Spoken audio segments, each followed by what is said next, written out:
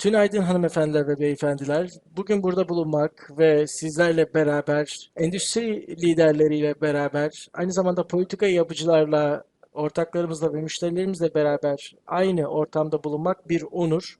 O yüzden hepinize desteğiniz için teşekkür ederek başlamak istiyorum. Geçmişte çok iyi bir işbirliği yaptığımız gibi önümüzdeki yıllarda da çok iyi işbirliği ve fırsat örnekleri göreceğimizi belirtmek istiyorum. Aynı zamanda sizlere bazı yeni bilgiler de sunmak istiyorum Avrupa ile alakalı.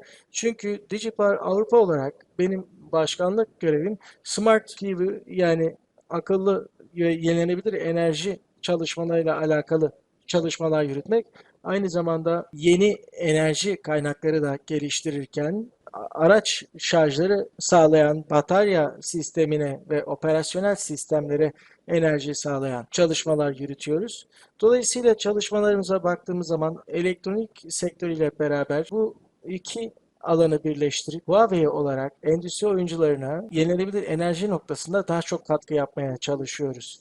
Burada bazı güncellemeler sunmak isterim. Avrupa bakış açısıyla alakalı olarak geçtiğimiz yıl tüm Avrupa'da kurulu olan kapasiteye baktığımızda bu 10 gigawatt saate ulaşmış durumda. Bataryalar açısından, bataryaların özellikle Avrupa genelindeki kullanımı açısından bu 10 gigawatt saatin yarısı yenilenebilir sektörden ve büyük kamu şirketlerinden frekans dengelemesi yapan, aynı zamanda peak shifting çalışmaları yapan şirketlerden geldi. Bu yıl 8 gigawatt saat daha ekleme yapacağız. Yani bu 8'den 4-5'i sektörden gelirken 3 gigawatt'ta büyük bir kamu hizmeti projesinden, frekans dengelemesine yönelik projeden ve peak shifting dediğim alandan gelecek. Ve 2030 yılı itibariyle Avrupa'daki tüm odak noktasına bakarsak 60 gigawatt saatlik bir batarya veya depolama süresine ulaşacağız. Yani Avrupa'daki tüm tablo bu şekilde görünürken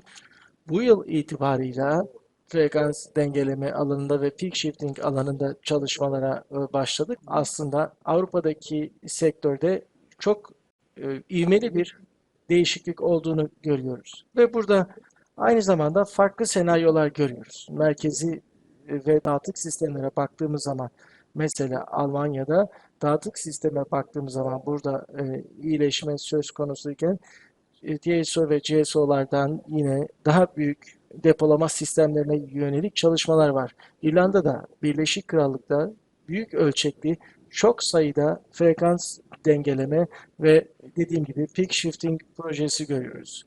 Yine aynı zamanda dağıtık sistemlere baktığımız zaman kamu enerji hizmetlerinde bunun daha çok devreye girdiğini ve buna ilişkin yapıların ve çerçevelerin enerji depolama sistemlerinde Macaristan, Bulgaristan, Yunanistan gibi ülkelerde tercih edildiğini görüyoruz. Sürdürülebilirlik noktasında yenilenebilir enerji zorluklarının bunların geliştirilmesinde karşılaşılan zorlukların üstesinden gelmeye yönelik gelişimler içerisinde. Aynı zamanda Türkiye içinde çok büyük hedeflerimiz var.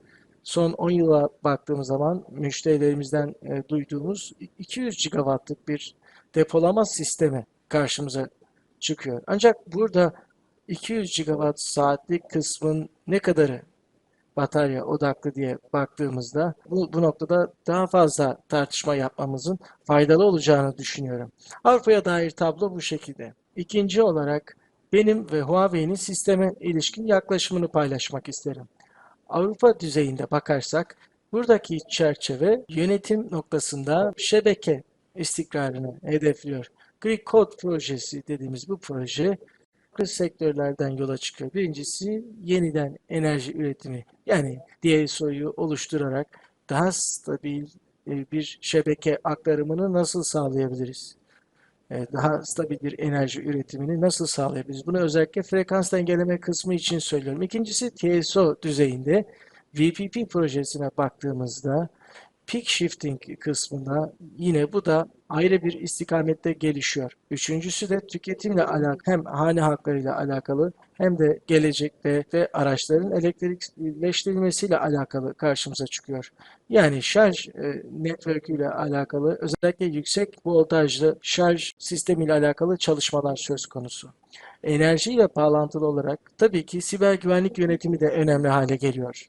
Yani enerji üretimi, enerji iletimi ve aynı zamanda farklı güvenlik sistemlerinin bu enerjinin muhafazası noktasında tüm Avrupa'da uygulanması, yönetilmesi önemli.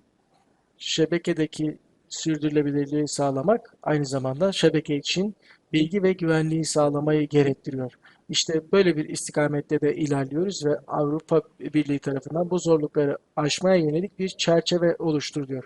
Üçüncüsü de her bir ülkenin, her bir ulusun farklı yaklaşımları olabiliyor.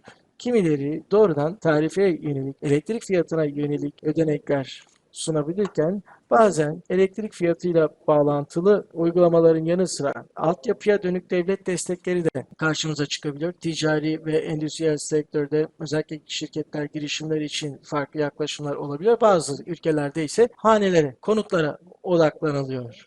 Yani farklı gereklilikler, farklı ödenekler, sübvansiyonlar, altyapı noktasında ve gerekli olan farklı seviyelerde karşımıza çıkıyor. Dolayısıyla farklı seviyelerde varlıkların kullanılması da karşımıza çıkıyor. Frekanstan bahsetmiştik. Tüm bu bataryaların örneğin daha fazla destek sunmasını, daha fazla döngü sağlamasını, frekans dengeleme için, peak shifting için nasıl sağlayabiliriz kısmı çok önemli. O yüzden sübvansiyon düzeyinde ve teknik düzeyinde bu her iki gereklilik politika açısından önem arz ediyor. Ve umuyorum ki Türkiye'de bu toplantılar sayesinde ortaya çıkan çıktılarla beraber politika önerileri noktasında daha fazla katkıdan istifade edecektir. Dördüncüsü, ekosistemden bahsetmek isterim. Huawei'nin de böyle bir ekosisteme nasıl açık olduğunu belirtmek isterim. Türkiye'de bir lokalizasyon ya da yerleştirme stratejisi olduğunu farklı sektörlerde görüyoruz.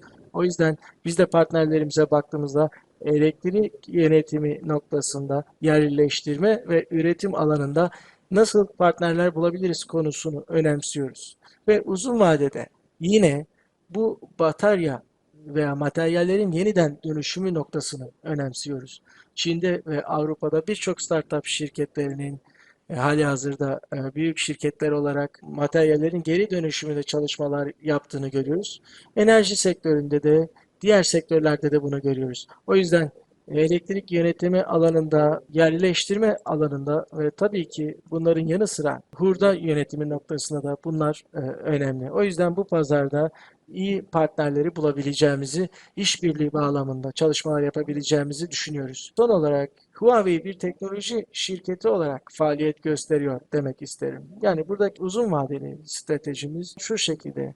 Toplam Huawei grubun 90 milyar dolarlık bir cirosu varken %30 ila 33'lük kısmı aslında Ar-Ge'ye yatırıldı. Özellikle Alphabet şirketinden sonra ikinci sırada geliyoruz bu alanda. O yüzden stratejimiz bu şekilde. Dijital enerji sektöründe de dijital teknolojilerimizi ve elektronik teknolojilerimizi farklı ürünlerde bir araya getirmeye çalışıyoruz. Aynı zamanda bir cloud şirketi olarak, ICT bir şirketi olarak bu alandaki altyapılara yatırım yapıyoruz. Bunlar dijital teknolojilere yönelik çalışmalar oluyor ve farklı sektörleri ve farklı materyalleri ve farklı aksamları sistemimize bir araya getirirken bu sistemleri olabildiğince yüksek verimliliğe ulaştırmaya çalışıyoruz. O yüzden depolama sistemleri açısından hedeflerimize bakarsak birincisi stabil ve sürdürülebilir bir çözüm serisi sunabilmek. İkincisi tabii ki şebekede bunu yapabilmek, şebekeye yansıtabilmek ve tabii ki de Huawei için güvenlik çok önemli bir unsur olduğundan bunu sağlayabilmek. Küresel olarak şirketlere bakarsanız hizmetler bağlamında 18 aylık testler gerçekleştirerek bunları sunuyoruz. Aynı zamanda yaptığımız testlerin bir kısmı satış noktasında belirli özellikleri karşılamıyorsa bu aksamların ve materyallerin çok kereler tekrar test edilmesini sağlıyoruz ki güvenliği sağlayabilelim. Yine enerji yönetim sistemi. EMS geliştirmesi noktasında partnerlerimizle çevre dostu bir geliştirme de sağlıyoruz. Bu bilgileri sizlerle güncelleme olarak paylaşmak istedim ve umuyorum ki çok faydalı tartışmalar gerçekleştirdiğimiz bir etkinlik olur ve EMS dediğimiz elektrik yönetim sistemini, enerji yönetim sistemini Türkiye'de hep beraber geliştirebiliriz. Hep beraber sektörümüze ve farklı oyunculara, farklı ortaklara katkılarda bulunabiliriz. Çok teşekkür ederim.